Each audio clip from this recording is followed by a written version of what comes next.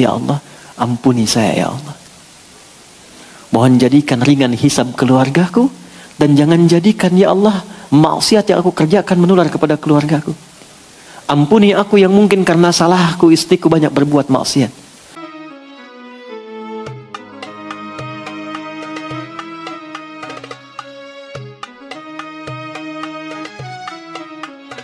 Al-Bukhari nomor hadis 2010 ya, sampai dengan 2012, sampai dari Aisyah radhiyallahu taala anha, Sayyidah Aisyah, sampai ke hadisnya Umar bin Khattab. Ada beberapa sahabat datang ke Nabi sallallahu alaihi wasallam, pengen tahu cara salat malamnya Nabi. Maka bertanya, bagaimana salat malamnya Nabi? Kata Sayyidah Aisyah, la tas'al an husnihinna wa tulihinna. Yusalli arba'an, thumma yusalli thalathan. Aduh, jangan tanya deh panjang dan bagusnya. Indah salatnya Nabi.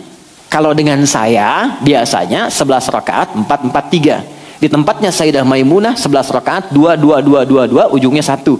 Nanti kadang lebih daripada itu. Nabi melatih yang standar. Penasaran orang-orang ini.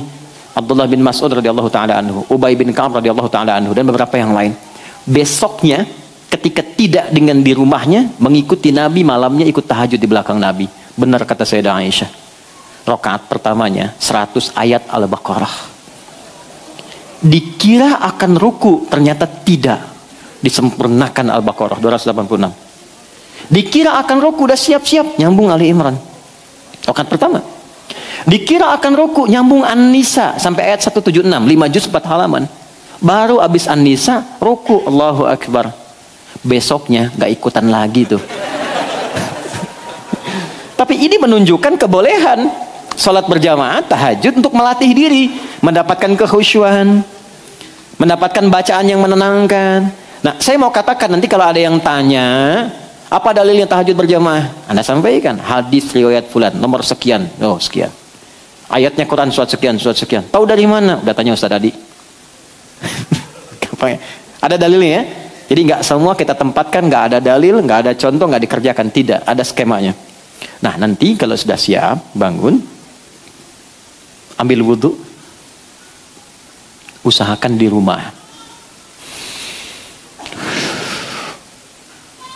Tapi ini rahasia ya, di antara kita saja. Kasih hari ini. Kalau bisa, bikin mihrab. Oke? Bikin apa? Mihrab. Dan gak harus mewah, gak harus luas. Saya waktu pertama pulang dari Tripoli, kontrak, petakan, ada 3 petak. Satunya kami siapkan mihrab. Sehamparan sejadah aja. Mihrab itu tempat yang disebut dalam Al-Quran yang mempercepat terkabulnya doa, please mendatangkan rizki yang melimpah. Itu ada di Quran surah ketiga Ali Imran ayat 37. Maryam punya mihrab. Tidak harus di masjid, di rumah bisa dibikin. Tapi tolong itu khususkan ibadah saja. Jadi di luar ibadah, keluar dari situ. Termasuk bikin status ya. Masuk situ ceklik, maaf ya sedang di mihrab, jangan ganggu. Jadi sholat, baca Quran, berdoa di situ. Perhatikan baik-baik. Kalau punya agak luas tempatnya, siapkan malam bangun. Buka dengan sholat dulu. Antum latihan teman-teman, yang ikhwan. Kan imamnya antum. Imamnya kan antum. Masa anak anda sekarang sudah mulai membaca, menghafal, ya kan? Bapaknya juga semangat. Di sekolah kami tidak ada anak masuk sekolah kami kecuali ibunya juga mesti ikut. Perjanjian di awal. Anaknya belajar, ibunya belajar. Di anaknya tahsin, ibunya tahsin. Jadi pulang dari sekolah, anak setoran ke ibunya, ibunya pun sudah satu level. Nah, antum naikkan yang laki-laki karena antum imamnya. Gak apa-apa. Mulai dari yang rendah, jangan panjang-panjang dulu. Yang disukai justru kata Quran, faqra'u ma tayassara minal Quran. Yang ringan dulu, yang penting nyaman tahajudnya. Antum hari ini wajahnya very very cool gitu kan? Ya, cari yang cool-cool dulu. Qul huwallah, qul a'udzu birabbil falaq, qul a'udzu birabbin nas. Enggak apa-apa, enggak apa-apa. Ya. Sampai anak merasa di belakang, "Pah, naikin dong." Oh, besok ad-duha, besok lagi al-insyirah. Kalau bisa sambil dibacain tuh nanti. Jadi sebelum tidur bacain sebelum tidur. Ini surat ini berkisah tentang ini. Ceritain, yang pendek aja dulu. Nanti malamnya dibaca. Jadi anak itu mendapatkan bacaan plus maknanya. Nah, setelah mendapatkan ketenangan, maaf ya, Jangan ngambil yang ideal dulu 11 misalnya, capean nanti. 3 rakaat aja dulu. Dan bangunnya nggak usah terlalu jauh ke subuh. Kalau subuh 4.35, mulai sholat tuh jam 4 aja dulu. Nanti berhenti di jam 4 misalnya, lewat 20. Ya, ada 15 menit tersisa.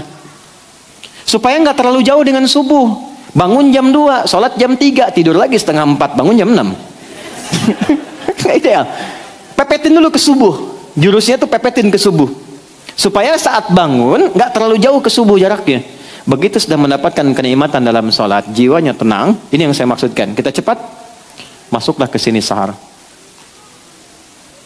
Apa yang dikerjakan di sahar ini? Yuk baca ayatnya, ayat 18. Quran surah 51 ayat 18. Wabil ashari hum yastaghfirun. Ada ayatnya?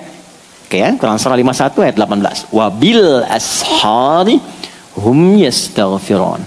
Dan ketika masuk di waktu sahar, hum itu artinya mereka. Kalau mereka banyak kan? Kita bawa ke keluarga definisinya.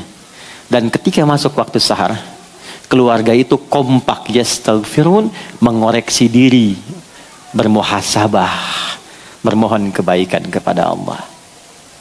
Caranya bagaimana? Tuh. Pak, maaf teman-teman, agak hening sebentar. Kata nggak mudah ini, butuh ketenangan, kesungguhan, ketulusan. Setiap personalnya membuka diri. Suami, istri, anak-anak, siapa duduk? Mulai dari ayahnya. Ma, mohon maaf selama ini mungkin belum menjadi ayah yang baik. Tidak seperti mungkin yang penuh kau harapkan. Anak-anak, papa mohon maaf. Mungkin dibalik kesibukan belum membersamai.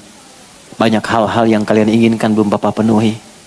Belum mampu membuat kalian dekat dengan Allah secara baik. Setelah itu, alihkan kepada Allah. Ya Allah, ampuni saya ya Allah. Mohon jadikan ringan hisab keluargaku. Dan jangan jadikan ya Allah maksiat yang aku kerjakan menular kepada keluargaku.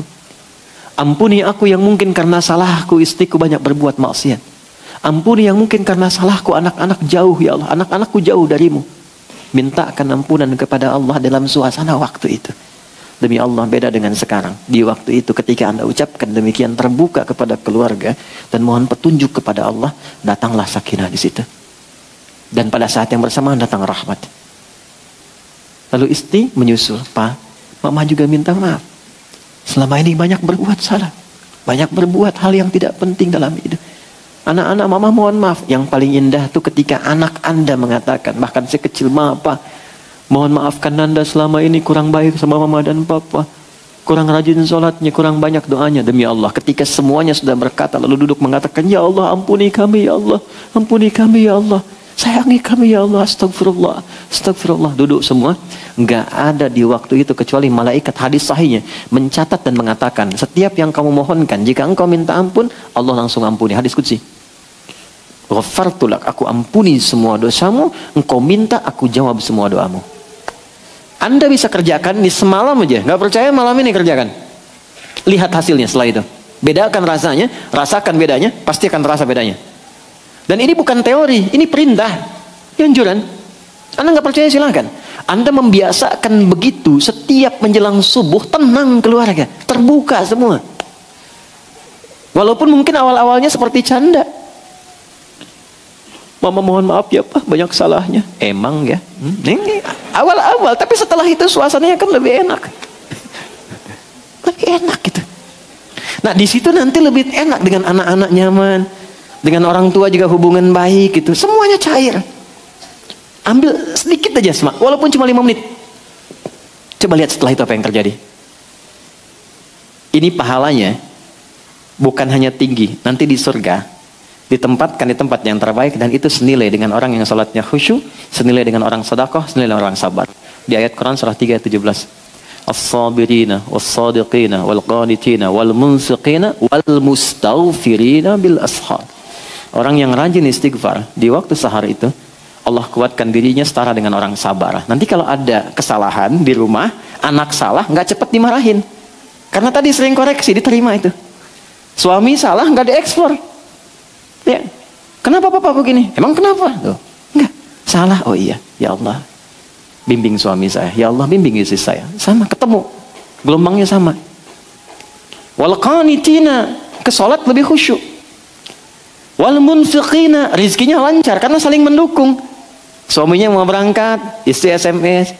Papa semangat ya. Tenang. Doa mama senantiasa mengiringimu. Nah. Anaknya kirim WA, Pak, jangan cari yang haram ya. Tuh, aku bisa kuat gak makan sehari, puasa gak apa-apa, tapi aku gak tahan panasnya neraka walau sedetik. WA dari anak bungsu tuh, nyampe ke Anda. Mau jawab apa? Hari pertama di sekolah TK, di PAUD, di anak-anak kita, tuh ayahnya diminta ngantar, ibunya. Nanti ayahnya pergi, ada yang tentara pakai seragam tentara, ada yang macam-macam pakai. Itu anaknya mengatakan depan ayahnya, Pak, semangat ya, jangan cari yang haram ya, biar aku belajarnya dan cepat bisa hafal Quran dan belajarnya lancar di sini. Anda pulang depan anak, nggak ada yang nggak menangis, turun, dipeluk anaknya, dicium, dan berhasil. Dan ayahnya pulang mendapatkan anaknya sedang murojaah Quran, hilang penatnya, malamnya bangun. Nah, saya kira ini momentumnya Rajab. Dan kalau Anda nggak kerjakan bulan ini tinggal setengah bulan lagi. Kalau Anda nggak coba sekali saja, Anda tunggu bulan depan.